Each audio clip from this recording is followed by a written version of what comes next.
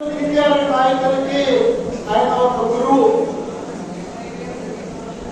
అనేక రాజకీయ పార్టీల్లో సంస్థల్లో వ్యక్తులుగా ఉన్నటువంటి వారికి ఆయన మంచి మిత్రుడు. సిపిఎం పార్టీ కార్యకర్తలకి, ఈ జిల్లాలో ఉన్నటువంటి రైతులకి, కార్మికులకి, వ్యవసాయ కార్మికులకి కామ్రేడ్ ఆర్ఎస్ గారు పెద్ద దిక్కు, కుటుంబ బంధువు అని చెప్పాలి. ఆయన ఏదైతే నమ్మిన సిద్ధాంతం ఉందో ఆ సిద్ధాంతాన్ని ఆచరిస్తూ మరి అనేక మంది వ్యక్తులతోటి చాలా మిత్రత్వంగా, స్నేహభావంతో వ్యవహరించేటువంటి విషయాలు కూడా అనేక అనుభవాలను మనం చెప్పవచ్చు. కాబట్టి ఆర్ఎస్ గారు మరణం సిపిఎం పార్టీకి, పశ్చిమ గోదావరి జిల్లా కమిటీకి చాలా లోటు. మనం ఇటీవల సిపిఎం పార్టీ పాలకుల్లో మన సీనియర్ నాయకుడు కామ్రేడ్ వరవల శ్రీరామూర్తి గారిని కోల్పోయాం. నరసాపురంలో కార్మిక కుటుంబ నాయకుడు కామ్రేడ్ బాబాయిని కోల్పోయాం. కామ్రేడ్ ఆర్ఎస్ గారు మనకి పెద్దదిక్కైనటువంటి, మనకి తలకాయ అయినటువంటి కామ్రేడ్ ఆర్ఎస్ గారిని కోల్పోయాం. దేశవ్యాప్తంగానే పెద్ద కష్టం వచ్చింది.